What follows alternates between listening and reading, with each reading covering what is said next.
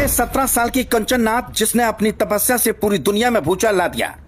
वो चिलचिलाती धूप में अपने चारों तरफ आग जलाकर घंटों बैठी रहती है।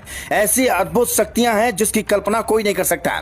पेट में थी तो पिता का निधन हो गया, जन्म लिया तो माँ भी छोड़ गई, आश्रम ने दिया सहारा, बन गई सबसे बड़ी शक्ति। 12 सालों तक करेगी ऐसी कड़ी तपस्या। इससे पहले भी 9 दिनों तक जमीन में गड्ढा खोदकर तपस्या कर चुकी है कंचन नाथ।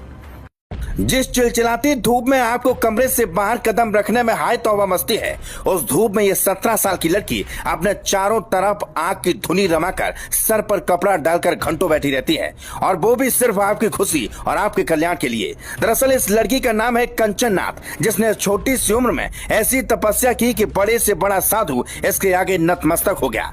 उसकी शक्तियों को देखकर पूरी दुनिया में भूचाल आ गया, और वो भी देखते ही देखते कुछ ही दिनों में सबसे कम उम्र की सबसे बड़ी साध्वी बन गई। लेकिन आखिर कंचन नाथ कौन है, कहां की रहने वाली है, और क्यों साध्वी का रास्ता चुना, हर बात को विस्तार से समझने की कोशिश करते हैं। दरअसल कंचन नाथ हरियाणा के ढाकल गांव की रहने वाली हैं। इन्होंने इतनी छोटी सी उम्र में सांसारिक मोह माया त्याग कर साध्वी का जीवन अपना लिया। कंचन नाथ इन दोनों चिलचिलाती धूप में अग्नि तप कर रही हैं, और उनके तप की तस्वीरें व वीडियो सोशल मीडिया पर खूब वायरल हो रहे हैं। जानकारी के मुताबिक हरियाणा के जींद जिले की नरवाना तहसील स्थित काली माता मंदिर में बाल योगी साध्वी कंचन नाथ तपस्या कर रही हैं।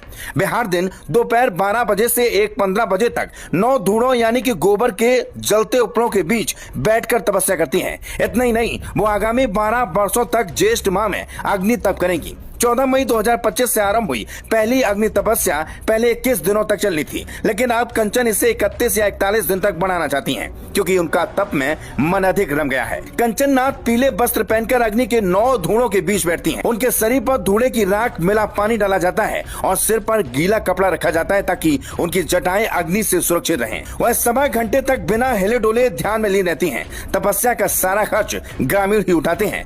वैसे तो कंचन नाथ का जन्म नोएडा उत्तर प्रदेश में हुआ। जब वह गर्भ में थी तभी उनके पिता का निधन हो गया। जन्म के कुछ समय बाद माँ भी चल बसी। ऐसे में 5.5 माह की उम्र में उन्हें नरवाना स्थित आश्रम में छोड़ दिया गया, जहां से उनका साध्वी जीवन आरंभ हुआ।